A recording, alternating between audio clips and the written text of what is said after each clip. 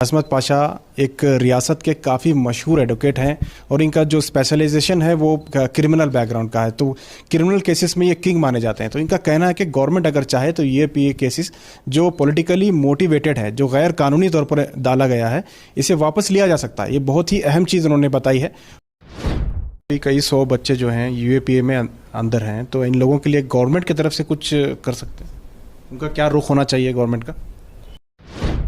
वापस ले सकते हैं, पावर है। अंडर सेक्शन 321 में गवर्नमेंट को पावर है। ऑल दिस है ना, ये वंस यूएपी और एनआईए इन्वोक कर देते हैं ना, ये केस का कलर ही बदल जाता है। ये इन्वोक करते हैं इसलिए इनको पनिशमेंट होना है, ये कम्युनिटी को दबाना है, ये पॉलिटिकली मोटिवेटेड है। सर, ऐसा करने वाले, ऐसा गैर कानूनी तौर पर